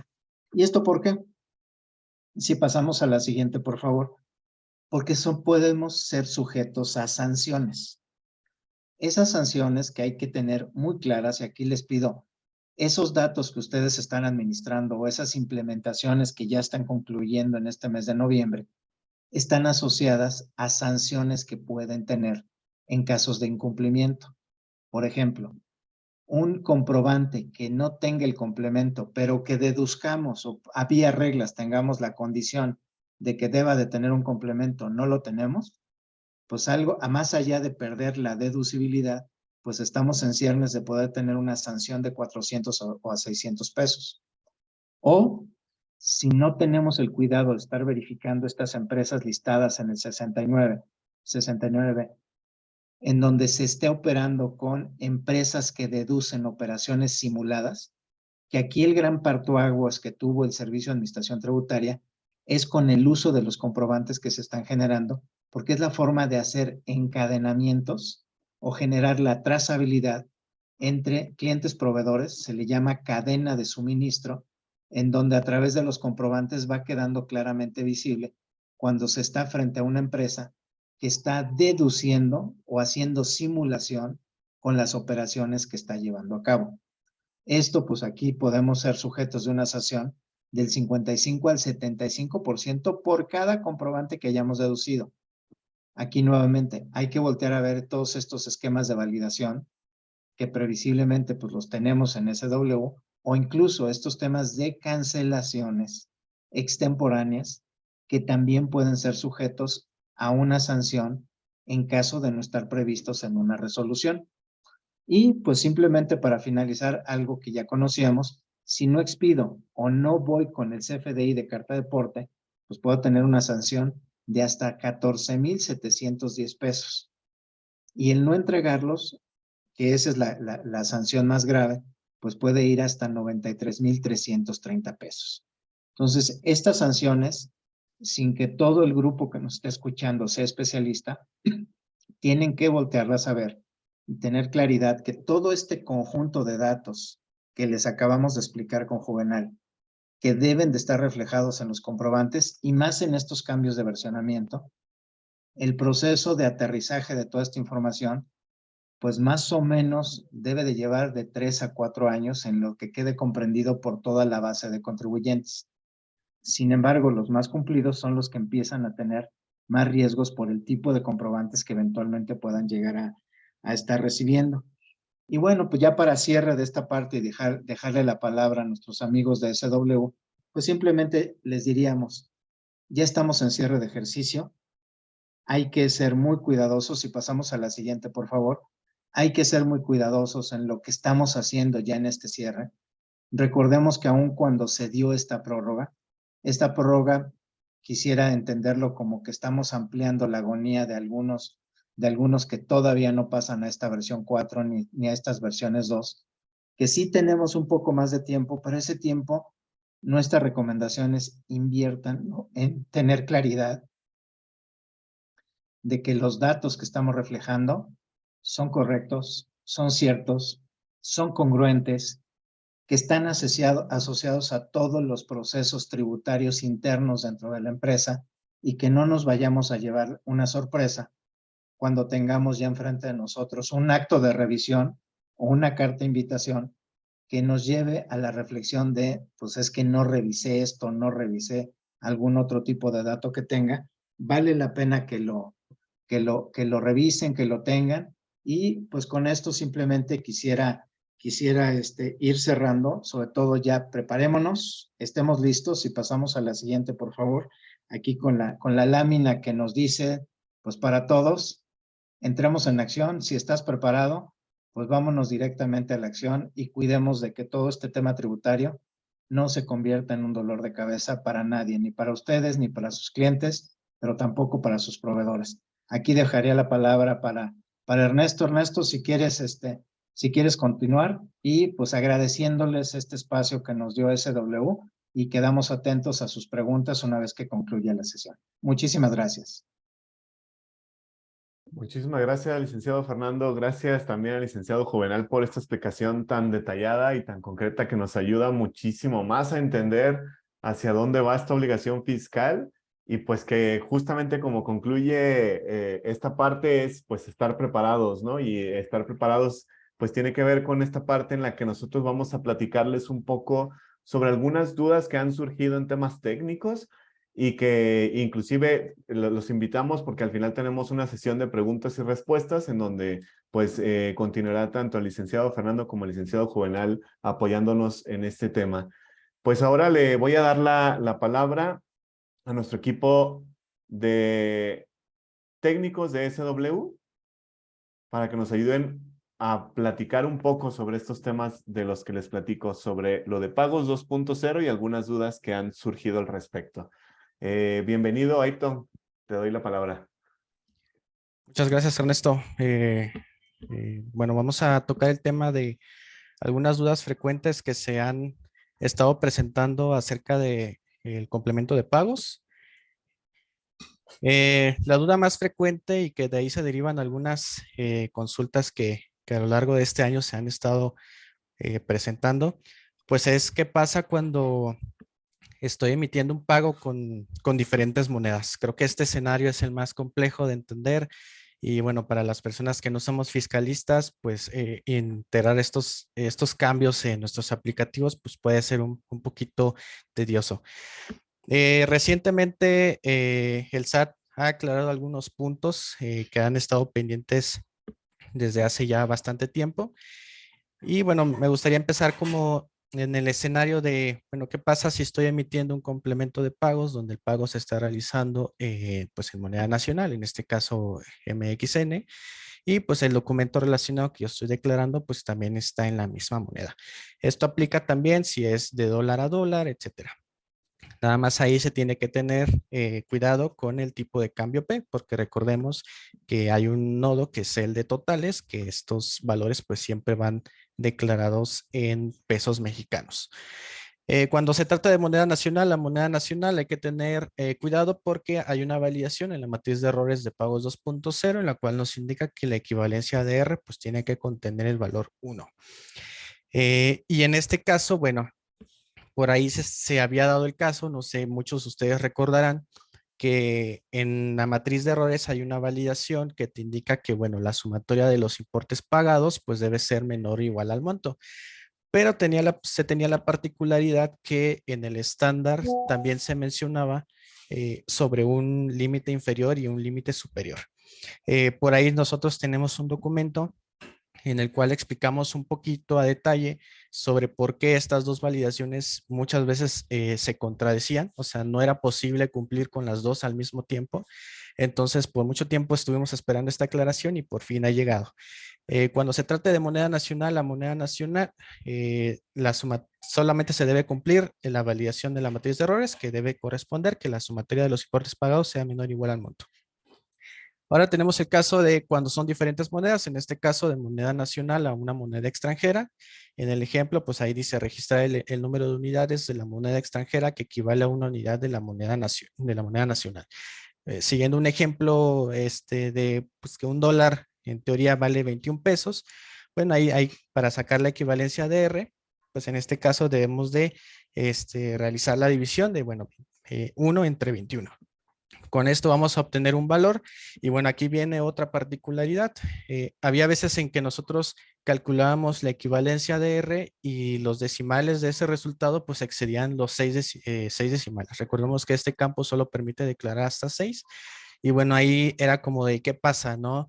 Lo trunco, lo redondeo hacia abajo, lo redondeo hacia arriba, lo redondeo siempre hacia arriba porque ese era otro caso. Pero en este caso ya está aclarado, se debe redondear, en caso de que se excedan los 6 decimales, se debe redondear a 6 decimales, ya sea hacia abajo o hacia arriba, según corresponda.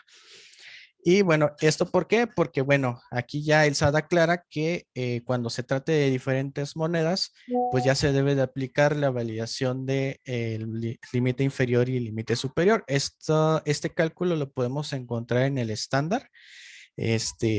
Y ahí ya tenemos un margen de variación. Recordemos que como estaba anteriormente, pues se tenía que cumplir sí o sí la validación de la matriz de errores. Y bueno, en este caso sigue siendo así, pero bueno, ya se tiene esa facilidad de que, bueno, ahora se tiene el complemento del límite inferior y límite superior. Puede quedar algunas dudas, pero con gusto vamos a estar lanzando algunos materiales de apoyo para que quede un poquito más claro este escenario. De igual manera, pues nos pueden hacer llegar sus preguntas con toda confianza. No, regresamos anterior, por favor. Bueno, ahora tenemos el siguiente escenario, que bueno, es un poquito menos complejo que el anterior. En este caso, pues es moneda extranjera hacia moneda nacional, es decir, el documento relacionado está en pesos mexicanos.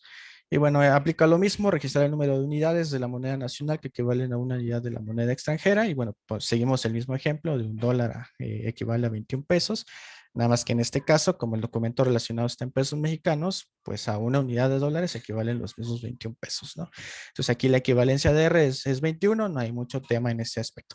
Solamente hay que tener cuidado, como mencioné al inicio, que en este caso, pues como el pago está en dólares, hay que tener cuidado con el valor que vayamos a registrar en tipo cambio P. Y bueno, aquí tenemos un ejemplo de cómo quedaría nuestro nodo de pagos en un XML de complemento. Por ahí tenemos que la moneda, en el primer ejemplo, tenemos que la moneda es moneda nacional. El tipo de cambio pues es 1, porque recordemos que pues ahí debemos registrar el número de unidades que corresponda a una unidad de pesos mexicanos. Y bueno, pues como los dos son pesos mexicanos, ahí siempre va a ser 1. Vamos a declarar el monto del pago y vamos a desglosar los documentos relacionados. Aquí pues seguimos el mismo escenario que planteamos en la lámina anterior, la equivalencia de R, redondeada a 6 decimales. Y bueno, ahí ya estamos haciendo como que ese documento relacionado pues está saldando toda la cuenta, ¿no? Y bueno, tenemos el siguiente escenario de la moneda extranjera hacia la moneda nacional, que bueno, también era un escenario que yo planteaba. Y pues como podemos ver, así quedaría plasmado en nuestro XML con equivalencia de R21. Y como había mencionado, pues el tipo de cambio P pues ya no es 1, ya debe de corresponder con el número de unidades de la moneda del pago que corresponden a una unidad de pesos mexicanos. Entonces, eso hay que tenerlo en cuenta también. En cuestión de, por ahí también había una duda sobre las bases de R, importe de R, base P, importe P, qué aplicaba, si tenía que ser redondeado, tenía que ser truncado, cuál era el escenario correcto. Bueno, también el SAT presenta una aclaración que no voy a profundizar ahorita, pero que se permite el redondeo de estos valores. ¿Sí? Por ahí les vamos a estar haciendo llegar información a los que ya son clientes de nosotros y si no, también vamos a estar mandando bastante información acerca de esto que les estoy comentando para que en ambiente de pruebas ustedes puedan ir probando. No se les va a bloquear el timbrado ni nada por el estilo, no se espanten. Solamente es como información a modo general. Y pasamos a la siguiente, por favor. Y esto es lo que yo les comentaba. Por ahí en un documento que nos compartió el SAT, pues ahí nos indica que otra de las dudas que ustedes también tenían era qué pasa si yo el pago se está saldando solamente una parcialidad o es un pago a parcialidades. ¿Qué debo registrar en base de R?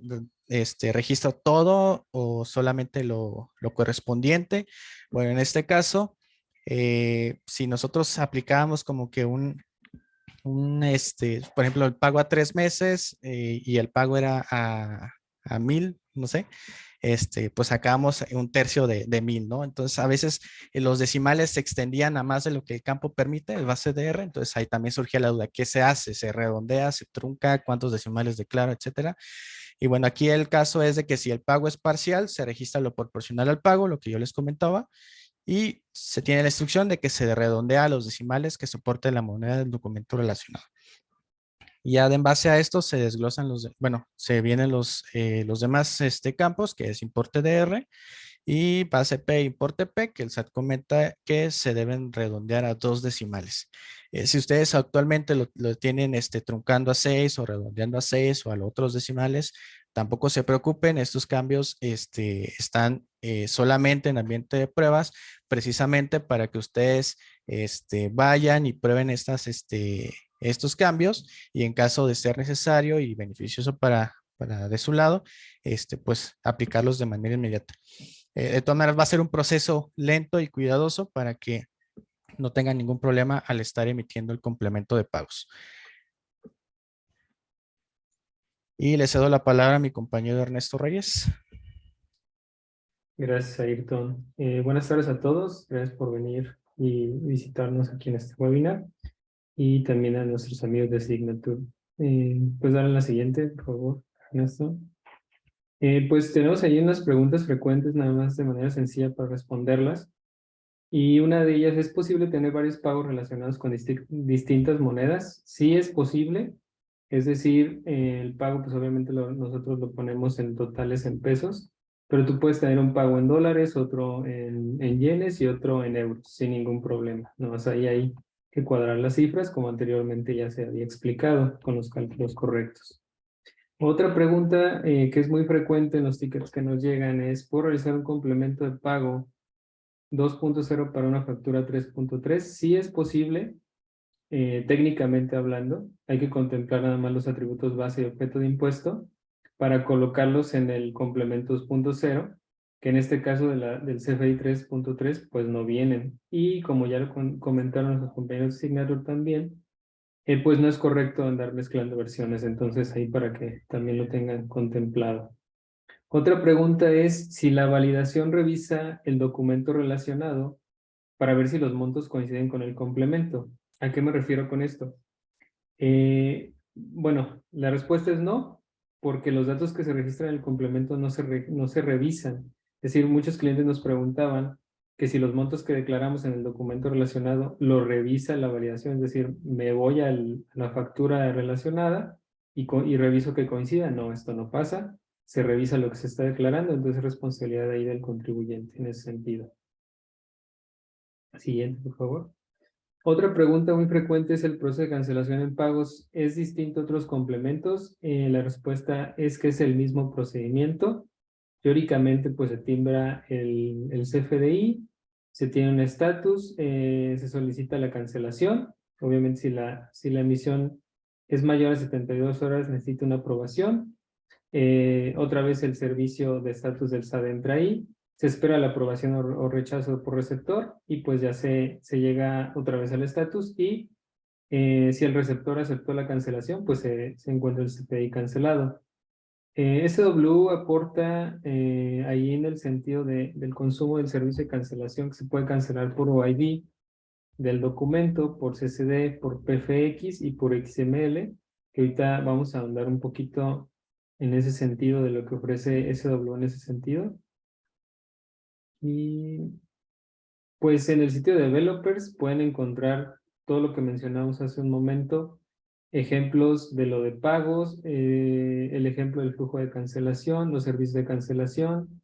Pues ya lo habían mencionado en otros webinars anteriores, que pues está diseñada esta herramienta del sitio de Devs para que puedan encontrar toda la documentación referente ya al 4.0. Cómo SW aporta lo de emisión timbrado, que nosotros tenemos ahí un ambiente de pruebas, también tenemos un canal de YouTube para que vean los tips. Y pues hace un momento también nuestros compañeros dijeron que los sistemas que ustedes tienen, pues vaya, tienen que ser eficientes y de fácil ejecución. SW tiene esa mancuerna perfecta para sus aplicaciones. La flexibilidad de comunicación y conexiones con otros RP también es SW al tener diferentes lenguajes ahí en los que pues sí se hace la mancuerna con el código, pues ya también SW brinda esa herramienta fácilmente. La capacidad de procesamiento y almacenamiento de datos también nosotros brindamos ahí un gran apoyo con ustedes. Y la detección de vulnerabilidades tecnológicas también SW va ahí a la vanguardia día a día cuando se hace una actualización.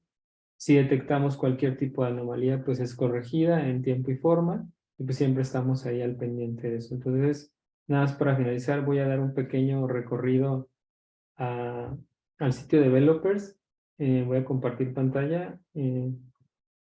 Ernesto. Listo. Gracias, gracias. Pues voy a compartir la pantalla para que puedan visualizarlo. Y me avisan si ya pueden ver ahí en pantalla. Listo. Muy bien, gracias. Pues aquí tenemos el sitio de developers, que es developers.sw.com.mx. Tenemos un buscador donde pueden realizar cualquier tipo de búsqueda referente a CFDI 4.0 o cualquier uno de nuestros servicios. Tenemos aquí un inicio rápido que está diseñado para que puedan integrarse en solo 7 pasos. Igual es un diseño en 7 pasos, pues muy sencillo, muy rápido, práctico para que puedan realizarlo. Y pues son para clientes que están apenas integrándose con nosotros. También tenemos los servicios que ofrecemos. En esta sección pueden encontrar lo de timbrado, retenciones, cancelaciones, otro tipo de timbrado ahí que son otros como un plus de servicios que tenemos. Tenemos aquí una sección de ejemplos 4.0 que tenemos ahí un amplio contenido de ejemplos para CFDI 4.0 nada más, los complementos de pagos, carta aporte, nómina, comercio exterior, entre otras que son un poco menos comunes, pero también pueden ahí ver algún ejemplo y están en formato XML y JSON para que se pueda entender mejor y dependiendo de su implementación. También tenemos nuestras APIs que ya les ayudan a una integración todavía muchísimo mejor y como esa mancuerna que mencioné hace un momento, de tener en su RP a la medida, pues ya nada se integra en nuestro código y pueden estar consumiendo como validar un CFDI, ver la API de usuarios para dar de alta a un usuario de ustedes que esté con nosotros, recuperar un XML si es que no lo tienen, y bueno, en fin, varios servicios ahí que puedan estar revisando. Tenemos elementos de apoyo, el ambiente de pruebas que es su mejor herramienta en este cambio de versión, porque ya con esto ustedes pueden estar ahí jugando con los SDs que brinda el SAT de pruebas y estar realizando ahí, si ya tengo una versión 3.3, hacer el cambio a 4.0. Y también pues tenemos el contacto con soporte, que ahí estamos mi compañero Ayrton y yo y otros compañeros con gusto para apoyarles recibiendo un ticket.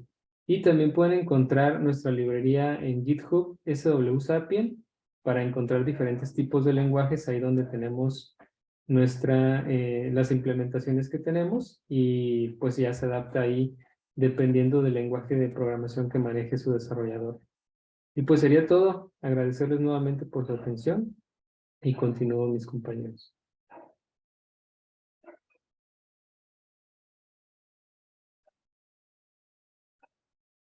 Muchísimas gracias. Gracias tanto a Ayrton como a Ernesto por su explicación en estos temas que había bastantes dudas del webinar pasado a los que nos acompañaron sobre este tema de pagos 2.0.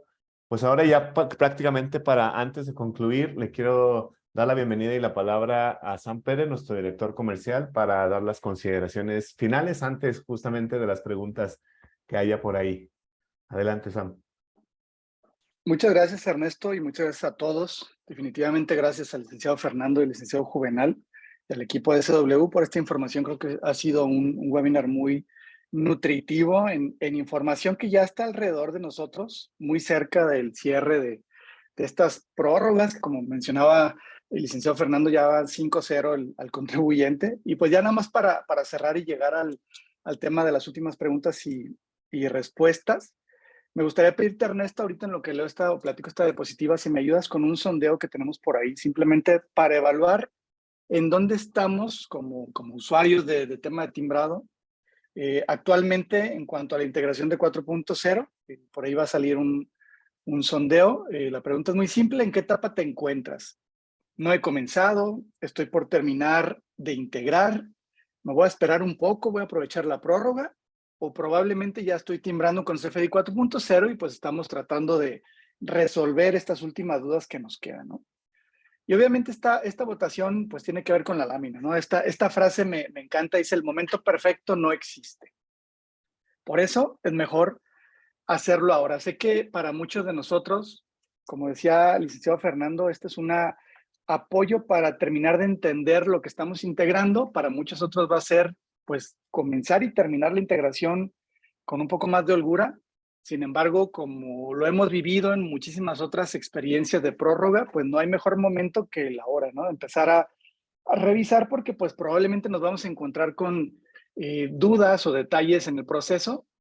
Y como parte de servicio, el área de servicio, pues para SW es muy, muy importante poder tener la gran mayoría de nuestra base ya lista y pues poderles dar el servicio de la mejor manera, ¿no? Definitivamente hemos estado bajo esa filosofía durante todo el año, incluso desde finales de 2021, y pues así vamos a seguir, ¿no? Y prueba de ello son este tipo de webinars.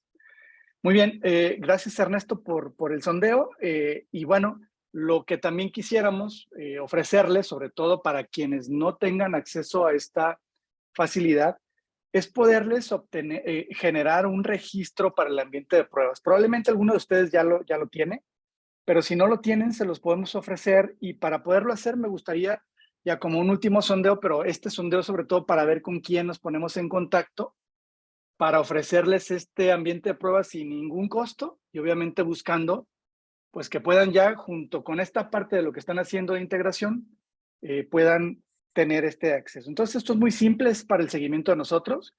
La pregunta es: ¿te gustaría que facilitemos una cuenta en nuestro ambiente de pruebas?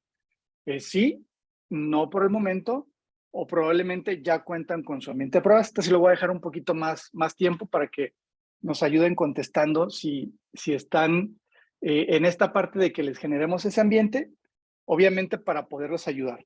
También ponemos aquí el dato de nuestra ejecutiva Tere Ramírez, digo, en caso de que tengan alguna duda relacionada con este tema del ambiente de pruebas, que probablemente se apuntaron, no les hemos contactado. Tenemos aquí el correo sabemosdeti@sw.com.mx y el teléfono que ven ahí en la parte inferior derecha, en la extensión 517, pues para facilitarles esta plataforma de pruebas y que lleguen ya totalmente validados a esta parte, adicional a lo que les podamos nosotros ayudar en nuestros medios de soporte. Muy bien, bueno, pues cerramos el sondeo, Ernesto. Muchas gracias. Y pues creo que te cedo el micrófono para pues cerrar con nuestros expertos y expositores, con algunas preguntas relevantes que salieron durante el evento. Hay una por ahí que me gustaría aprovechar para que alguno de los expositores nos ayudara pues a dejar bastante claro. Preguntaban por ahí el tema de las prórrogas y solo es para el CFDI de nómina. Creo que vale la pena nuevamente como hacer el resumen de qué tipo de documentos son los que sí se extienden y bueno, algunas otras importantes que salieron por ahí. Gracias Ernesto y gracias a todos. Muchísimas gracias, Sam. Pues creo que ya empezamos con la primera pregunta. No sé quién quiera contestarla, si el licenciado Fernando, el licenciado Juvenal, acerca de esta prórroga. A ver, esta la comentaría yo. En la resolución miscelánea que salió el viernes 25, concretamente en el capítulo segundo, o en el apartado segundo, concretamente dan dos prórrogas. En el segundo 17º, que así es como técnicamente se le llama, pero quisiera ser mucho más preciso. Concretamente, ¿qué es lo que nos dice?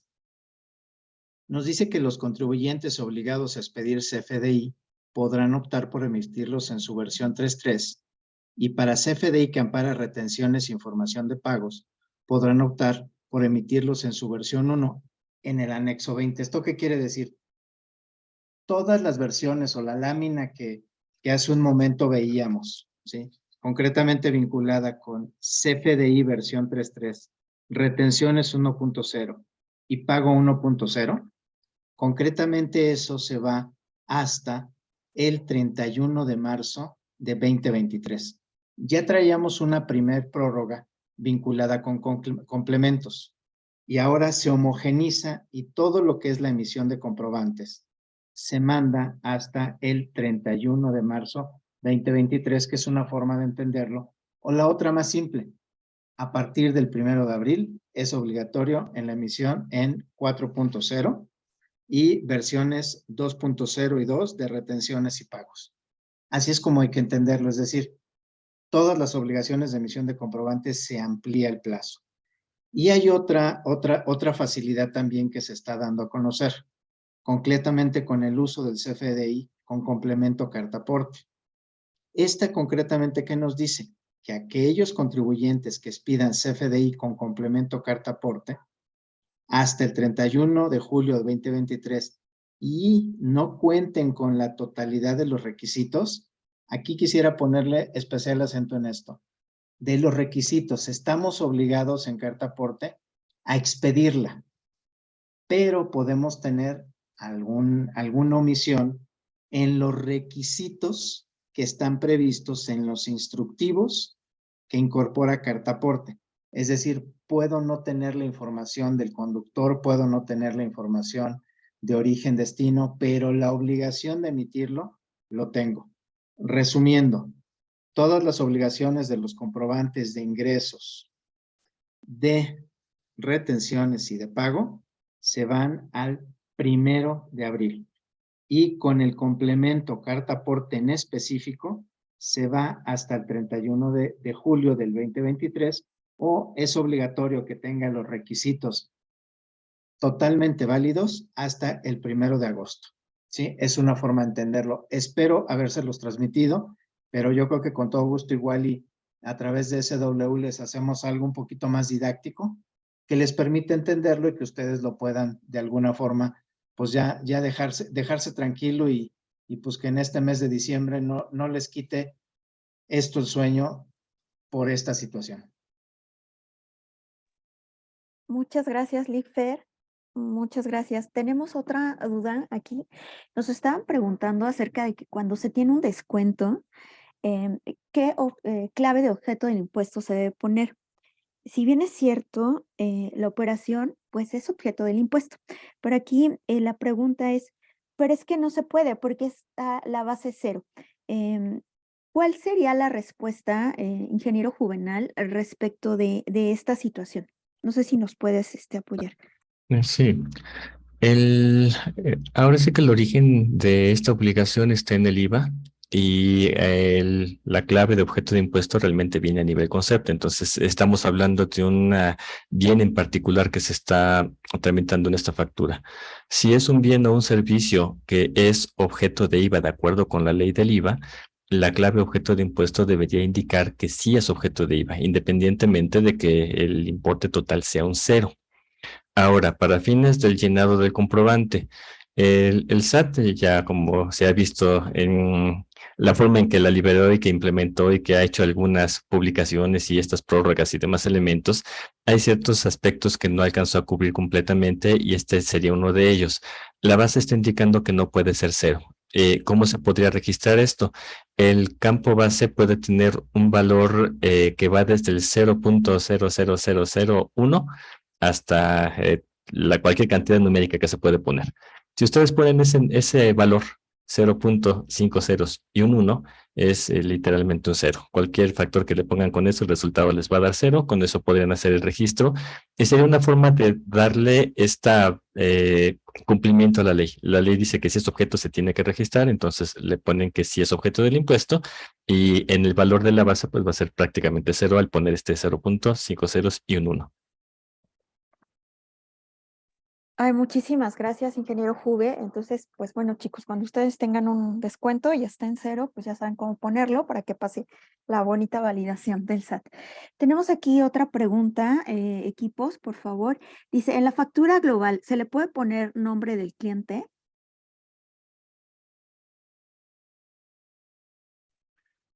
Si estamos entendiendo que es la factura, que es esta facilidad de que se llenan tickets para poder hacer el cumplimiento y no generar una factura por cada transacción, en esa factura global debe tener forzosamente público en general en mayúsculas y la palabra público sin el acento. Cuando se hace esa combinación, se obliga a poner en la versión nueva la información o la sección de información global que tiene el año, el mes y el periodo. De esa manera ya saben ustedes que es una factura global. Si quieren ponerle el nombre del cliente, entonces con que le pongan un valor distinto en el nombre, se convierte en una factura normal, dejaría de ser factura global. Tal vez aquí el término sería, o la forma de distinguirlo sería que una es para cumplir el que ustedes emitan tickets y no tengan que estar emitiendo una factura por cada transacción, y es una simplificación de su operación para no generar tantos comprobantes. Pero si están haciendo operación uno a uno, le pueden poner el RFC genérico, el AAA con 0101, el XAX X010100, y pueden ponerle el nombre del cliente. En ese caso sí lo podrían hacer, nada más que como ya no es una factura global, ya no vende un número de ticket y los elementos que incluye la factura global, ya podrían poner cuáles son los bienes que se estuvieron comercializando allí. Muchísimas gracias. Aquí hay una pregunta para el equipo de SW. Dice, el que se elaboren con mayúsculas, ¿el sistema ya lo va a tener? Me imagino que es el sistema de SW. No sé si alguien de ustedes nos puede ayudar a contestar, porfa. Claro que sí. Nuestros servicios validan la estructura de un XML.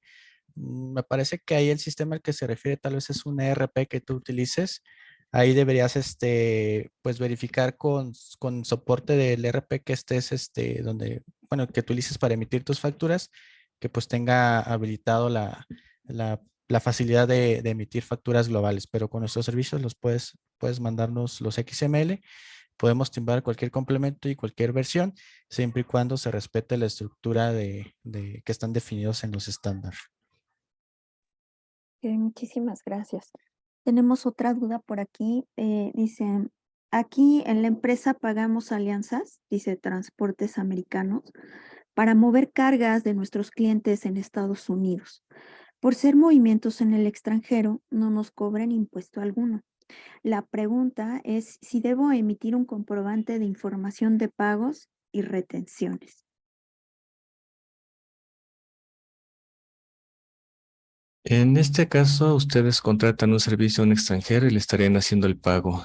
Allí entraría el comprobante de retenciones e información de pagos. De hecho, ese es el fin de ese comprobante. Ustedes ahí comprueban que están haciendo el pago al extranjero. El fin o el alcance de este comprobante es que se pudieran hacer retenciones en casos que pudieran corresponder, pero ya estaríamos viendo un poquito más detallada la operación. Pero esta es la forma en la cual la podrían documentar y ya tienen un CFDI de pago al extranjero. Ok, muchísimas gracias, ingeniero Juvenal. Tenemos otra duda aquí en razón del objeto del impuesto. Dice, en el CFDI hay un atributo que es objeto de impuesto. Para el caso en específico, en facturaciones de gasolina, dice, existe una cuota IEPS, la cual no computa para el cálculo del IVA. Hemos consultado con algunos especialistas de IEPS y nos comentan que para facturar correctamente el concepto de gasolina es necesario separar en dos conceptos distintos la gasolina. Uno con el objeto del impuesto con valor de 0,2 si es objeto del impuesto, con la proporción que sí genera IVA. Y la otra es no objeto con valor 0,1, ¿no? Solamente con la proporción que no genera IVA. ¿Cuál es la opinión al respecto? En este caso, el bien que están comercializando, que sería la gasolina, sí es objeto de impuesto. Así es que sí tendrían que ponerle la clave 02. Al hacer esto, en su comprobante ya van a poder generar la lista de los diferentes impuestos que le puedan aplicar, y con eso están cumpliendo ya ese requisito de registrar los impuestos. En el caso del IVA, El IVA tiene sus reglas de conformación para poderla determinar y dentro de la ley del IEPS puede decir entra o no entra. Así es que cuando ustedes generen el importe en el IVA, van a poner en la base el importe de la gasolina más la parte del IEPS que sí le corresponde. La parte que no es objeto de IVA no se la van a agregar allí y con eso registran el importe total. No sería muy práctico estar haciendo los dos renglones porque tendrían que estar haciendo más operaciones cuando la operación realmente es una. Y como comentaba hace un rato acerca de si el descuento total influye en determinar si es objeto o no es objeto de impuesto, más bien esto fue de ley del IVA. La ley del IVA dice sí es objeto de un impuesto, por lo tanto se registra que se tienen que desglosar y de hecho sería para cualquiera de los dos impuestos trasladados. Si es objeto de impuesto trasladado que se tenga que registrar, se pone la clave y se registran. Y los campos del comprobante dan para establecer los valores de base que registren correctamente qué es lo que causó y cuánto es el impuesto causado. Ok, muchísimas gracias. Tenemos otra duda respecto de un cliente envía a cancelar facturas que pueden cancelarse sin aceptación. Dice, pero al momento de validar en el portal del SAT, el estatus es en proceso. Pasan algunos días y vuelven a consultar y algunas sí se cancelaron, pero otras regresan a vigentes. La pregunta es, ¿por qué pasa esto? Y dónde se puede revisar o con quién del SAT el tema. Entiendo me parece haberla visto, creo que ya había una respuesta por ahí. El estatus entiendo por ahí que se hizo una solicitud masiva de cancelación de facturas y que por eso fue la indicación de que estaba en proceso y puede estar haciendo las validaciones que correspondan y aceptaciones que puedan aplicar para poder dar el resultado. Cuando transcurren los tiempos para hacer la determinación, el SAT hace la publicación de si procede o no procede esta cancelación. Dado el modelo funcional correcto, que también nos preguntaban que si no habría por allí algún problema y que todavía se pudiera presentar alguno, se ha visto que las cancelaciones han sido un tanto más estables que al inicio de año. Si alguna no fue cancelada, puede tener algún otro elemento relacionado y eso dentro del mismo portal de SAT pueden verificar si hay facturas relacionadas. Si no se identifica alguna causa dentro de las reglas que ya tiene SAT para cancelar, pues la consulta la podrían estar haciendo al propio SAT, a la Administración de Servicios. Administración Central de Servicios y Trámites con Medios Electrónicos, que es la responsable de la operación de este servicio, para ver si hay alguna particularidad. Como hemos visto, se pueden dar ciertas excepciones y hay algunos casos muy particulares que no entran exactamente dentro de la regla general. Así es que si se da una de esas particularidades, pues ese sería el canal para poderla aclarar. Muchísimas gracias. Y tenemos ya la última pregunta.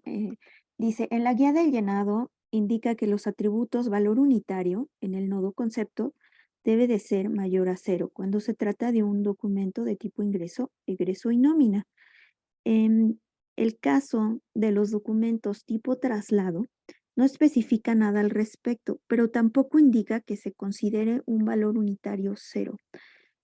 ¿Cómo poder argumentar o en qué me puedo basar, ya que he visto packs que están validando que el valor unitario e importe sea 0 cuando se trata de un documento tipo traslado?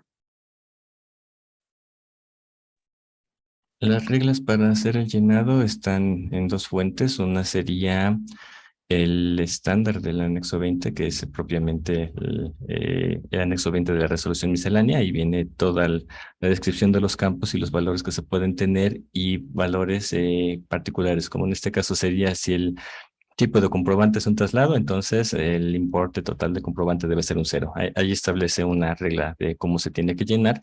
Y para los que no sean técnicos, el documento un tanto más amigable de cómo se llena serían las guías de llenado. Ahí podrían consultar donde indica qué valores se pueden estar registrando en estos campos.